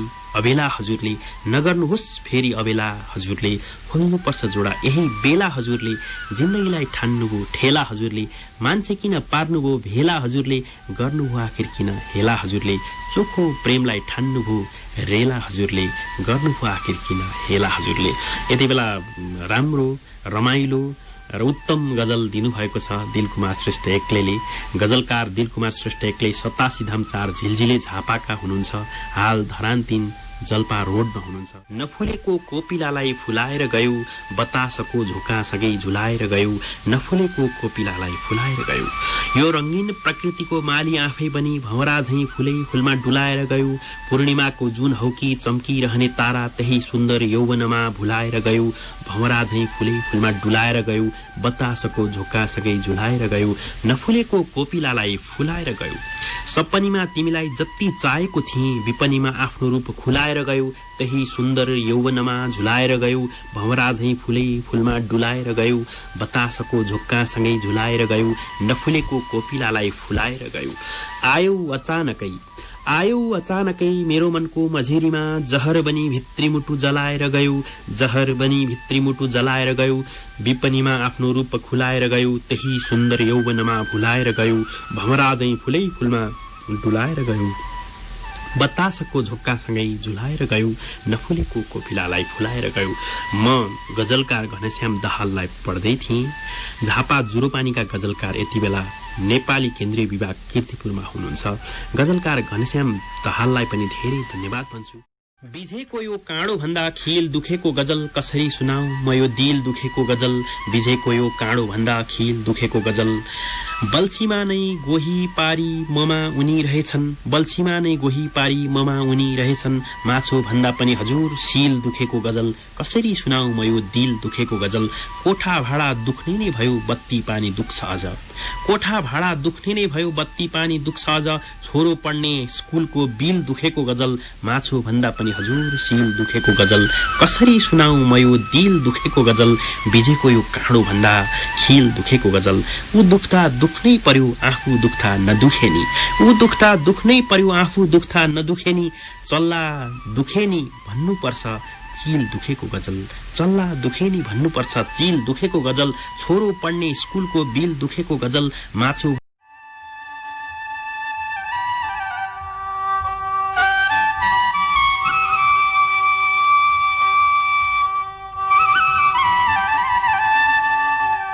अतीत सम्झी आज फेरि दुखेर हेरें रंगिएको उनको सिउँदो लुकेर हेरें तोपगाछी 4 झापाका गजलकार मोहन अस्ताचलको गजलको मतला सँगसँगै स्पन्दनमा प्रवेश गरेको छु। यति बेला प्रविधि संयोजक रवि श्रेष्ठका साथमा तपाईको यात्राभरिको साथी म हेम भण्डारी हाजिर छु। यो यात्रामा तपाईलाई हामी उसरी नै हार्दिक स्वागत अनि अभिवादन गर्दछौं। अतीत सम्झी आज फेरि दुखेर हेरे, रंगिएको उनको सिउँदो लुकेर हेरे, डोली सँगै खुसी गए परेलीको बाटो हुँदै, डोली सँगै खुसी गए परेलीको बाटो हुँदै, परसम्म आफ्नै धड्कन रुकेर हेरे, रंगिएको उनको सिउँदो लुकेर हेरे, हिजोसम्म मेरै जस्तो। अब कार्यक्रमको बीचमा कुराकानी एकदम रमाइलो भइरहेको बेलामा सरलाई अब मैले एउटा गजल सुनाउन अनुरोध गरे। हुन्छ, म एउटा गजल सुनाउँछु। मैले यो पहिल्यै अगाडि नै लेखेको गजल हो। पहिला पनि यस्ता प्रतियोगिताहरू हेर्दै जाँदा आखिरमा मैले यो प्रतियोगितालाई मात्रै भन्न खोजेको चाहिँ होइन। यो समग्र यस किसिमको व्यवस्था जहाँ चाहिँ अब निर्वाचनहरूमा पनि विभिन्न किसिमका धाँधलीहरू हुन्छ, त्यस्ता धाँधलीहरूलाई, हाम्रा भएका विकृति विसङ्गतिहरूलाई प्रहार गर्ने क्रममै लेखेको भन्ने यसलाई बुझिदिनु होला। त म गजल सुरु गर्दैछु। कुरै हुन्न प्रतिभाको भोट भएपछि, कुरै हुन्न प्रतिभाको भोट भएपछि, हार आखिर जित बन्छ नोट भएपछि। कुरै हुन्न प्रतिभाको भोट भएपछि, हार आखिर जित बन्छ नोट भएपछि, बनावटी संसार रच्नु व्यापारीको धर्म, बनावटी संसार रच्नु व्यापारीको धर्म, भक्षकहरू रक्षक बन्छन् कोट भएपछि, हार आखिर जित बन्छ नोट भएपछि। हेपाईले हेर्दा हेर्दै सीमा नागिसक्यो, हेपाईले हेर्दा हेर्दै सीमा नागिसक्यो, प्रतिकारमा उत्रिनेछौँ अठोट भएपछि, भक्षकहरू रक्षक बन्छन् कोट भएपछि, पुरै हुन्न प्रतिभाको भोट भएपछि, हार आखिर जित बन्छ नोट भएपछि। स्वार्थहरू रची रची घातै मात्र जोड्छौ, स्वार्थहरू रची रची घातै मात्र जोड्छौ, कसरी पो विश्वास गरौँ खोट भएपछि, प्रतिकारमा उत्रिनेछौँ अठोट भएपछि, भक्षकहरू रक्षक बन्छन् कोट भएपछि, हार आखिर जित बन्छ नोट भएपछि। भ्रमपछि भ्रमहरू पछ्याउँदै हिँड्दा, भ्रमपछि भ्रमहरू पछ्याउँदै हिँड्दा, लाग्दो रहेछ फलै टिप्छु बोट भएपछि, लाग्दो रहेछ फलै टिप्छु बोट भएपछि, कसरी पो विश्वास गरौँ खोट भएपछि, प्रतिकारमा उत्रिनेछौँ अठोट भएपछि, भक्षकहरू रक्षक बन्छन् कोट भएपछि, हार आखिर जित बन्छ नोट भएपछि, पुरै हुन्न प्रतिभाको भोट भएपछि, पुरै हुन्न प्रतिभाको भोट भएपछि, हार आखिर जित बन्छ नोट भएपछि। धन्यवाद। अत्यन्तै मिठो गजल सुनाउनु भयो सरले, त्यसको लागि धेरै धेरै धन्यवाद सर। अनि अब हामी कार्यक्रमको एकदम अन्त्यतिर पनि आइपुगिसकेका छौँ। अनि अब हजुरको चाहिँ अब रेडियो कार्यक्रम चाहिँ अब मलाई पनि एकदमै सुन्नलाई एकदमै मन, अब आगामी प्रोग्रामहरू कस्तो हुन्छ होला भनेर सुन्न एकदमै मन छ। अनि हजुरको पहिलाको प्रोग्रामहरूको पनि कार्यक्रमहरूको लिस्ट पनि युट्युबमा एकदम कम भेटिन्छ सर। अनि त्यो हजुर सर, अनि त्यो कहिले अपलोड हुन्छ, अब त्यसको बारेमा केही भनिदिनु न सर। अब मेरो कार्यक्रमहरू जति युट्युबमा छ त्यो सबै श्रोताहरूले, मेरा श्रोताहरूले, शुभचिन्तकहरूले, उहाँहरूले सुनेर कति चाहिँ उहाँहरूलाई मैले दिएको थिएँ कार्यक्रम, त्यसैलाई उहाँहरूले चाहिँ बनाएर उहाँहरूले अपलोड गर्नुभएको हो। मैले कुनै मेरो तर्फबाट, मेरो पहलमा कुनै पनि त्यस्तो युट्युबमा राख्ने काम भएको छैन। राख्नुपर्छ भन्ने मलाई थाहा छ, तर मैले राख्न सकेको छैन किनभने म व्यस्त भएँ, अनुसन्धानकै कार्यले गर्दा अलि बढी व्यस्त भएँ। तर यति कुरा सत्य हो, मैले पुराना दिनमा गरेका, आजभन्दा धेरै वर्ष अगाडि गरेका कार्यक्रमहरू मसँग जति छन्, जुन चाहिँ डिजिटाइज भएर रहेका जति पनि छन्, ती सबै कार्यक्रमहरूलाई चाहिँ म कुनै न कुनै रूपमा युट्युबमा राख्नेछु। त्यो काम पनि मेरो अब 8-9 महिना, 10 महिना, 1 वर्ष पछाडि सुरु हुनेछ। र अर्को रह्यो रेडियो कार्यक्रमको कुरा। अब नयाँ रेडियो कार्यक्रम, पुरानो रेडियो कार्यक्रमको तुलनामा नयाँ रेडियो कार्यक्रम परिवर्तित स्वरूपमा आउनुपर्छ, यो पक्का कुरो हो। किनभने समय परिवर्तनशील छ, परिवर्तन भइसकेको छ, प्रविधिले पनि फड्का मारिसक्यो, पहिलेकै जस्तो तरिकाले हुँदैन। किनभने रेडियोकै कार्यक्रमहरू पनि अहिले फेसबुक लाइभ भएर आउँछ। रेडियोमा अब पहिला हामी लुकेर बोल्थ्यौँ भने अब त्यो दिन पनि गयो। अब रेडियोमै हामी बोल्ने हो भने पनि हामीले चाहिँ फेसबुक लाइभ हुन्छ, खुलेर बोल्नुपर्ने हुन्छ, हामी देखिएर बोल्नुपर्छ। जसरी भाइरमा अहिले कुराकानी गरिरहेछौँ त्यस्तै हो। हामी जहाँ कुरा गरे पनि संसारले हेर्छ अहिले। त्यसकारणले गर्दा अबको कार्यक्रम भनेको हाम्रो चाहिँ भिजुअल, अडियो भिजुअल दुइटै हुनुपर्छ। अब त्यो भनौँ अडियो मात्रै हुने अनि भित्रभित्र चित्रहरू दौडेर त्यस्तो अथवा नक्सा एउटा राखेर रुचिस त्रिपाठीको बाहिर एउटा फोटो राखिदिने अनि कार्यक्रम भन्ने मात्रै चाहिँ हुँदैन। अब मेरो पनि त्यस्तो कार्यक्रम हुँदैन। पुराना कार्यक्रमहरू त्यस्तै रूपमा आउँछ किनभने त्यो त्यति बेला रेकर्ड आवाज मात्रै हो। तिनीहरूलाई त्यसरी नै राख्छु म। त्यो सुन्न मात्रै मिल्ने गरी राख्छु, त्यो तपाईँहरूले सुन्न पाउनुहुन्छ। त्यसको चाहिँ व्यापक विज्ञापन पनि भइहाल्छ, फेसबुक ट्विटर जतासुकै आइहाल्छ। त्यो सरले राख्नु भएको छ ल सुन्नुमा लिङ्क हुन्छ, त्यो खोलेर सुन्न मिलिगयो। तर अब नयाँ कार्यक्रमको कुरा यहाँले भन्नुभयो र सान्दर्भिक पनि मलाई लाग्यो। मैले यो धेरै पटक मलाई व्यक्तिगत रूपमा जतिले प्रश्न सोध्नुहुन्छ उहाँहरूलाई मैले भन्ने पनि गरेको छु र आज सार्वजनिक रूपमा पनि म भनिरहेको छु कि अब नयाँ कार्यक्रम स्वरूप परिवर्तन गरेर आउँछ। एउटा निबन्ध नै वाचन गरियो भने तपाईँले मलाई नै हेरेर मैले वाचन गर्दै गरेकै तपाईँले देख्न पाउनुहुन्छ। गजल नै वाचन गर्दा पनि अहिले मैले जसरी गरेँ त्यसरी नै, अथवा कुराकानी गरिँदैछ, इन्टरभ्यू कोहीसँग हुँदैछ भने त्यो पनि तपाईँले प्रत्यक्ष रूपमा देख्न पाउनुहुन्छ। अबको कार्यक्रम त्यस्तो हुन्छ, अलिकति स्वरूप परिवर्तन भएर आउनेछ पहिलेको भन्दा। त्यसमा साहित्य हुन्छ, सङ्गीत पनि हुन्छ, तपाईँले रुचाएका सङ्गीत हुन्छन्, तपाईँले रुचाएका साहित्यका कुराहरू हुन्छन्, साहित्यकार हुन्छ, त्यहाँ साहित्यिक कृतिहरूको समालोचना र समीक्षा पनि हुन्छ। गम्भीर रूपमा त्यसलाई चाहिँ विश्लेषण गरिन्छ। तर पहिलेको भन्दा परिवर्तित स्वरूपमा अडियो मात्रै हुँदैन, आवाज मात्रै हुँदैन। अब चाहिँ दृश्य, पुरै श्रव्य दृश्य, तपाईँले चाहिँ छाया पनि त्यसलाई राम्रोसँगले छाया छवि पनि त्यसको चाहिँ देख्न पाउनुहुनेछ। त्यस कारणले गर्दा अब म परिवर्तित स्वरूपमा यसलाई चाहिँ करिब करिब अब यसको तयारी अब हुन्छ। यो फेरि यसको गम्भीर तयारी गरिरहनु पर्ने अवस्था पनि छैन हामीलाई। कसैले चाहिँ स्टेसन नदेला, कसैले माइक्रोफोन नदेला अनि मैले कार्यक्रम गर्न पाउँदिनँ भन्ने नै हुँदैन। त्यो अब मेरो यहाँ आफूलाई फुर्सद हुने बित्तिकै भोलिपल्टै चाहिँ सुरु भइहाल्छ यो कार्यक्रम। तुरुन्तै सुरु हुन्छ, तुरुन्तै त्यो अपलोड भइहाल्छ, तपाईँहरूले चाहिँ हेर्न पाउनुहुन्छ। तर साहित्यलाई, सङ्गीतलाई पनि हामीले चाहिँ त्यसका मर्म र मूल्यहरूलाई केलाएर वास्तविक सङ्गीत र वास्तविक साहित्य किन सुन्नुपर्छ, किन पढ्नुपर्छ भन्ने विषय चाहिँ त्यसको उद्देश्यमा रहन्छ। अबको कार्यक्रमले त्यो कुरालाई चाहिँ एउटा लक्ष्य बनाएर त्यो दिशामा पाइला चाल्नेछ। सर, अनि हजुरले त्यत्रो 14-15 वर्ष जति आफ्नो जीवन रेडियोमा बिताउनु भयो, अनि अहिलेसम्म कतिवटा कार्यक्रम, कतिवटा एपिसोड जति हजुरले चाहिँ गर्नुभयो सर? अब यस्तो छ, त्यसमा रेडियो कान्तिपुरमा चाहिँ मैले पहिला सुरुवाती दिनमा हप्तामा 3वटा कार्यक्रम गर्थेँ, पछि हप्तामा 2वटा कार्यक्रम भयो। त्यो चाहिँ 11 वर्षसम्म चल्यो भनेपछि त्यसबाट पनि एक किसिमको सरसर्ती हिसाब त आइहाल्छ।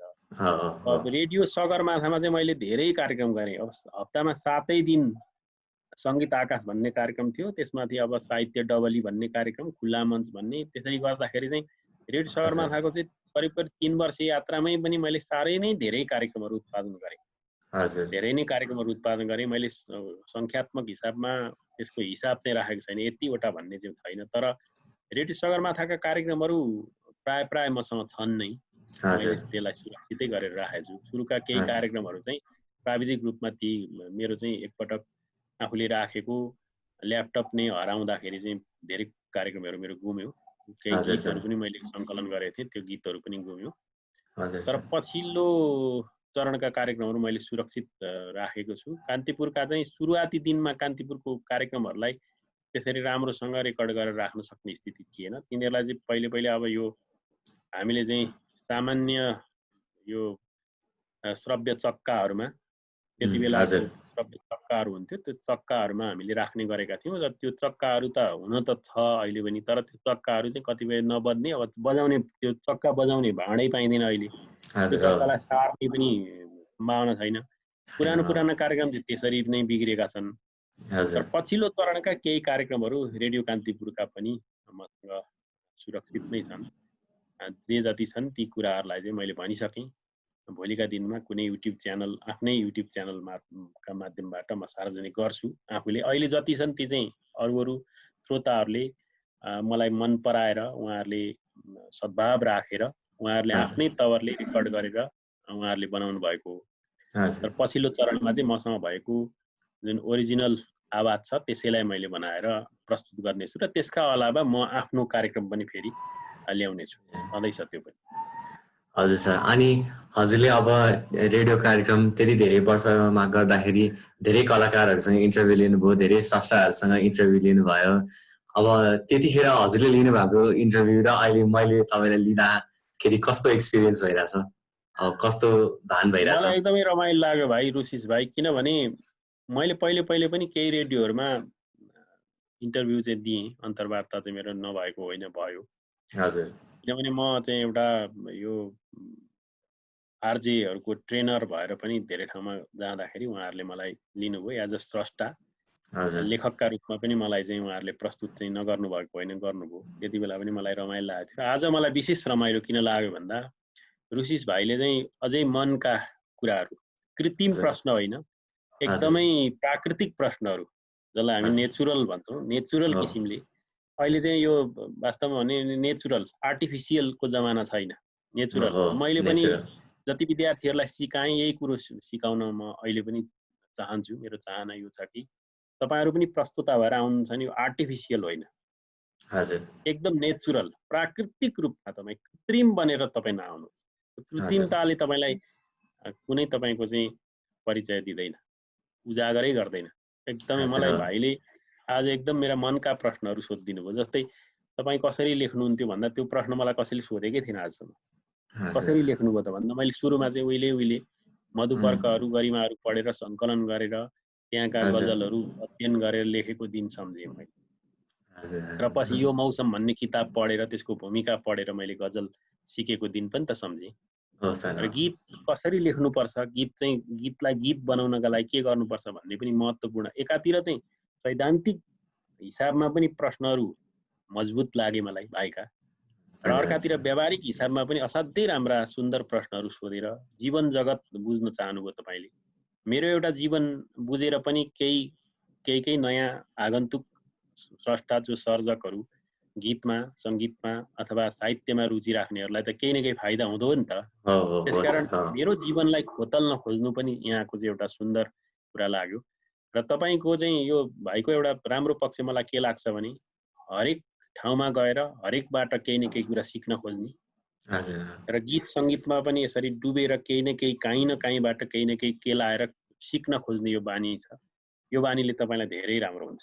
भोलिसम्म तपाईँ धेरै राम्रोसँग चाहिँ आफ्नो बाटोमा मजबुत भएर तपाईँ उपस्थित हुन सक्नुहुन्छ र तपाईँले आफ्नो प्रतिभालाई पनि साँच्चै राम्रोसँग चाहिँ स्थापित गर्न सक्नुहुन्छ भन्ने मलाई साँच्चै विश्वास छ। यो धन्यवाद मैले सर। एकदम मेरो हृदयको मेरो बोली बोलेको हो। हजुर धेरै धेरै धन्यवाद सर। अनि जसरी हामीले चाहिँ जसरी 1-2 वर्ष हामीले समय बितायौँ, हामी सँगै बसेर कमल सर, म, सुप्रेमहरू, भोज सरहरू बसेर सँगै समय बितायौँ, त्यसको बारेमा चाहिँ हजुरलाई के भन्नु छ सर? हजुरलाई कस्तो मलाई एकदम एक्सपिरियन्स? राम्रो लाग्छ सङ्गीत। यो हामीले धेरै सङ्गीतमा धेरै कुराहरू भाइहरूबाट पनि सिक्यौँ, हामीबाट पनि भाइहरूले केही फाइदा उठाउनु नै भयो होला भन्ने मलाई लाग्छ। हजुर हो सर। अब श्याम सुन्दर सर हुनुभयो, कमल रिजाल हजुर सर हुनुभयो, सर, म हजुर भएँ, अनि सुप्रिम भाइ, रुसिस हुँ, भाइ लगायत अन्य भाइहरू पनि हुनुहुन्थ्यो।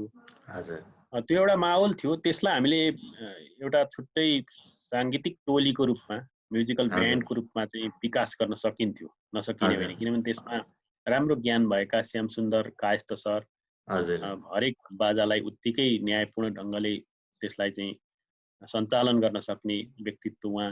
अनि त्यसै गरेर अब स्वरमा, आवाजमा अथवा सङ्गीतको असाध्यै राम्रो ज्ञान भएका कमल रिजाल सर पनि हामीसँग हुनुहुन्थ्यो। र हजुर गायनमा केही सम्भावना बोकेका भोजकुमार सुवेदी सर पनि हुनुहुन्थ्यो। र वाद्यवादनको क्षेत्रमा केही सहयोग मैले पनि गर्न सक्थेँ। र नयाँ पुस्तामा अब सुप्रिम भाइ पनि हरेक हजुर बाजाहरूलाई राम्रोसँग चाहिँ चिनेर अगाडि बढाउन सक्ने थिए, र रुसिस भाइको आवाज पनि त्यत्तिकै मिठो र भोलिका समयमा केही गर्न सक्थ्यो भन्ने हो। हजुर हो सर। योका दिनमा यसै गरेर चाहिँ हरेक मान्छेहरूले आफ्नो आफ्नो समूह बनाएका हुन्, र उनीहरूको समूहले नेपाली सङ्गीतमा धेरै राम्रो राम्रो काम गरेको।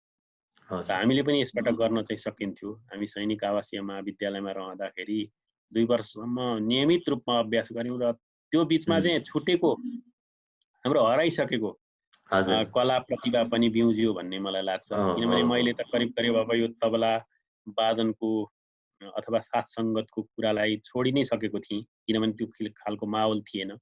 हजुर कमल सर। सरसँग कहिलेकाहीँ बसिन्थ्यो, र पनि हजुर भाइहरूको आगमनपछि जसरी हामीले दैनिक रूपमा अभ्यास गर्यौं त्यो अभ्यासले चाहिँ धेरै कुराहरूमा निखारता पनि ल्याउँदै गयो र हामीले कार्यक्रमहरुमा पनि चाहिँ हाम्रो उपस्थितिलाई पुनः राम्रो रूपमा चाहिँ देखाउन सक्षम पनि भयौं र त्यो समूहलाई चाहिँ म आफ्नो व्यक्तिगत तवरमा चाहिँ व्यक्तिगत तर्फबाट चाहिँ सांगीतिक टोलीकै रूपमा विकास गर्न चाहन्थे। अझै पनि मलाई त्यो चाहना छ। भोलिका दिनमा पनि यस्ता जुझारु भाइहरुसँग मिलेर आफूले पनि संगीतमा जानेका केही कुरालाई प्रस्तुत गर्नुपर्छ भन्ने मलाई लाग्छ र हाम्रो देशमा मात्रै नभए विश्वमा पनि यो एउटा सत्य कुरा के छ भन्दाखेरि समूह नभइकन कुनै पनि आफूले गरेका कार्यहरूलाई चरितार्थ गर्न सकिदैन। त्यसलाई देखाउनका लागि समूह चाहिन्छ। म बजाउन जान्दछु भने रुसिसको गायनको साथ मलाई चाहिन्छ। रुसिस गाउन जान्दछ भने उसलाई मेरो वादनको साथ चाहिन्छ। त्यसमा पनि हामी समूह नै जस्तै नारायण गोपालले पनि यो कुरालाई साह्रै जोड दिनु भएको थियो। नेपालमा अर्केस्ट्रा छैन त्यसकारण अर्केस्ट्राको विकास गर्नुपर्छ भन्ने कुरामा उहाँले साह्रै जोड दिनु भएको थियो र अहिले हामीले चाहिँ छिमेकी राष्ट्र भारतमा इन्डियामा हामीले हेर्यौं भने असाध्यै धेरै यस्ता समूहहरू हुन्छन् जहाँ चाहिँ साह्रै राम्रोसँग संगीतको प्रस्तुति छ। अरु धेरैतिर पनि हेरिरहनु पर्दैन। दार्जिलिङको कार्निभल ब्यान्डलाई मात्रै हेर्दिनु भयो तपाईहरुले युट्युबतिर भने पनि थाहा पाइहाल्नुहुन्छ। दार्जिलिङ एउटा सानो ठाउँ हो तर त्यहाँ त्यत्रा धेरै संगीत जान्ने संगीत बजाउन जान्ने मान्छेहरू गाउन जान्ने कसरी आए त?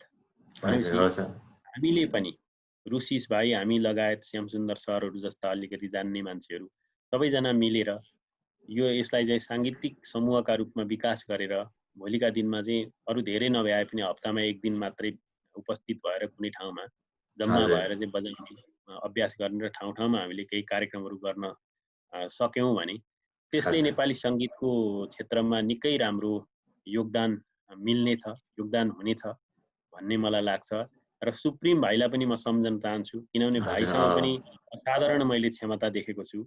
भाइले हरेक किसिमका वाद्ययन्त्रलाई सहज रूपमा वादन गरेर निकै राम्रो प्रस्तुति दिन सक्नुहुन्छ र भाइलाई पनि वास्तवमा हामी जस्ता सहयात्रीहरूको खाँचो छ र त्यस्ता सहयात्रीहरू जुट्यौं भने भाइ जस्ता प्रतिभाहरू अझै निखार लिएर आउनुहुन्छ भन्ने मलाई लाग्छ र म भविष्यमा आफ्नो यो जुन मेरो एउटा कल्पना छ यसलाई चाहिँ म यथार्थमा परिणत गर्ने सोचाइमा चाहिँ छु।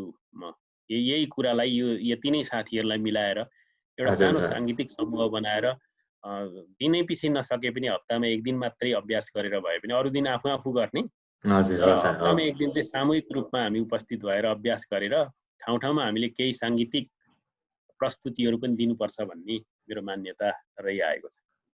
हजुर हो सर। सर अनि अब यो इन्टरभ्यु हेरेर अब अरूहरूलाई पनि तपाईसँग गफ गर्न अब भेट्न गीतहरू लेखाउन गजलहरू लेखाउन संगीत भर्न मन लाग्यो भने हजुरलाई कसरी सम्पर्क हुन सकिन्छ सर? मलाई अब सामाजिक सञ्जालमा म धेरै जोडिने भनेको ट्विटरमा हो। त्यसमा चाहिँ हेम भण्डारी 71 मा मलाई फलो गर्न सक्नुहुन्छ। हेम भण्डारी 71 त्यो ह्यान्डलबाट तपाईले फलो गर्न सक्नुहुन्छ। फेसबुकमा त तपाईले देखिहाल्नुहुन्छ मलाई हेम भण्डारी भनेर म छु। अब व्यक्तिगत सम्पर्कको लागि तपाईलाई चाहिँ भनौं न यो मान्छे त यहाँ पुरा छ के गर्दै छ होला भन्ने लाग्दा अथवा सोधिहालौं न भन्ने लाग्दा तपाई 98511 9083 98511 9083 मा तपाई सम्पर्क गरेर पनि मलाई सोध्न सक्नुहुन्छ केही कुराहरू साहित्य सम्बन्धी। संगीतमा त त्यत्रो धेरै कुरा त सोध्न सक्नुहुन्न किनभने म आफै पनि एकदम प्रारम्भिक चरणकै विद्यार्थी हुँ तर पनि केही कुरा चाहिँ म पनि बताइदिन चाहिँ सक्छु। तर साहित्यमा आफूलाई अनुभव भएका आफूले जानेका केही विश्लेषण गरेका कुराहरू म बताइदिन सक्छु। त्यो सोध्न सक्नुहुन्छ। अनि अर्कातिर अब इमेल गर्न चाहनुहुन्छ भने पनि तपाई चाहिँ मलाई शुभ बिहानी SUVABHANI शुभ बिहानी .mirmire MIRMIRE mirmire @gmail.com मा मलाई subhabihani.mirmire@gmail.com मा सम्पर्क गरेर पनि आफ्ना जिज्ञासाहरू व्यक्त गर्न सक्नुहुन्छ। तपाईलाई सबभन्दा सजिलो त मेसेन्जरमै आउनुभयो भने सजिलो होला। अन्य कुराहरू लेख्नु पर्यो भने तपाई मेसेन्जरमै जोडिएर पनि सक्नुहुन्छ। हामी तल डिस्क्रिप्सनमा पनि हजुरको लिंकहरू फोन नम्बरहरू हाल्छौं सर। ठीक छ।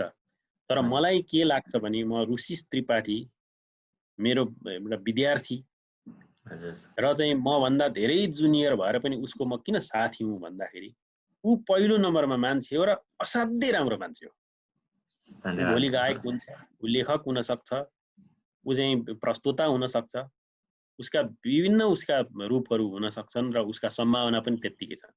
तर पहिलो नम्बरमा एक नम्बरमा हामीले बुझ्नुपर्ने भनेको रुचिस त्रिपाठी भनेको सबैभन्दा पहिलो उसको परिचय भनेको मान्छे हो र ऊ असाध्यै राम्रो मान्छे हो। त्यसकारण उसका नजिकमा छु म। त्यसैले भाइले थालेको यो यात्रा एकदमै सफल हुन्छ, मलाई त्यो थाहा छ। स्वाभाविक रूपमा हामीले कुराकानी गर्यौं र यो हजुर। यात्रा चाहिँ यसरी बढ्दै जाओस् र उत्तरोत्तर प्रगति होस् र भाइको गायन पनि सशक्त छ, हजुर। आवाजमा ओत छ। यो ओजपूर्ण आवाजले धेरै राम्रा गीतहरू गाउँछ, यति कुरा मलाई थाहा छ।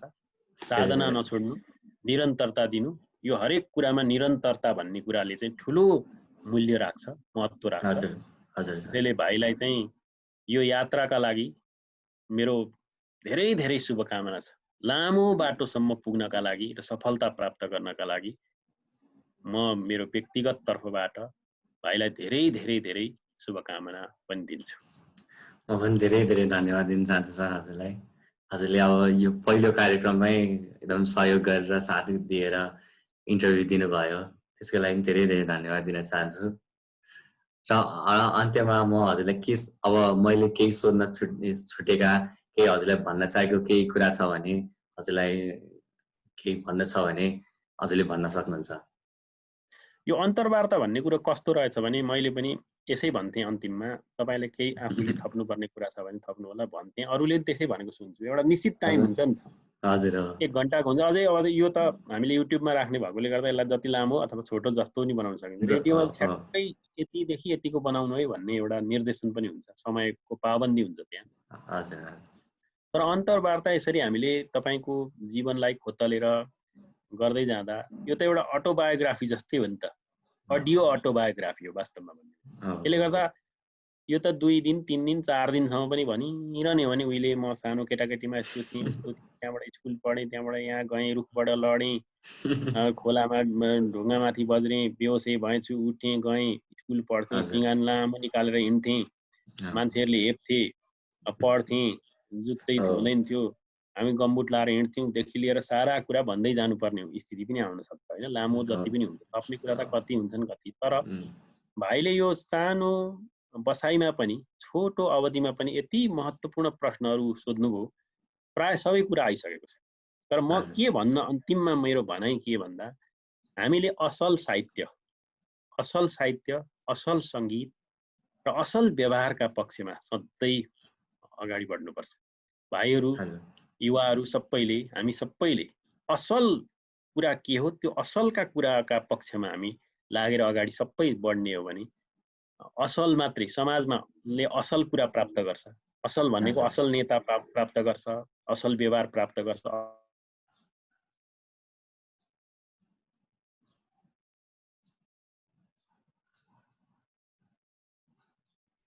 हेलो सर, आवाज काटिएर आयो। आएन? त्यो असलदेखि चाहिँ आवाज काट्यो। ल, र मैले थप्ने एउटै मात्रै कुरा भनेको हामीले असल का पक्षमा जानुपर्छ। असल व्यवहार हामीले सिक्यौं, असल चरित्र निर्माण गर्यौं भने त्यसले असल समाज पाउँछ र समाजले पनि हरेक असल कुराहरू प्राप्त गर्छ। असल नेता पाउँछ, असल नेताले असल काम मात्रै गर्छ, विकास हुन्छ। समाज यसरी भाँडिएको अवस्थामा त रहँदैन नि। त्यसैले असल साहित्य, असल सङ्गीत, असल व्यवहारका पक्षमा अगाडि बढौँ र समाजलाई पनि असल चरित्रहरू मात्रै दिउँ। गायक पनि असल दिउँ, साहित्यकार पनि असल दिउँ, नेता पनि असल दिउँ, विद्यार्थी असल दिउँ, शिक्षक असल दिउँ, सबै कुरा असल मात्रै दिने पक्षमा हामी अगाडि बढौँ, जसले गर्दा हाम्रो समाज चाहिँ साँच्चै नै समृद्धिको यात्रामा जान्छ भन्नु नै मेरो अन्तिम निचोडको वाक्य हो। हस्, कार्यक्रममा सहभागी हुनुभयो सर, धेरै धेरै धन्यवाद सरलाई। अब भाइलाई पनि धेरै धेरै धन्यवाद। अब यति भन्दै अब म कार्यक्रमलाई बिट मार्न चाहन्छु। हस्त, धन्यवाद। धन्यवाद।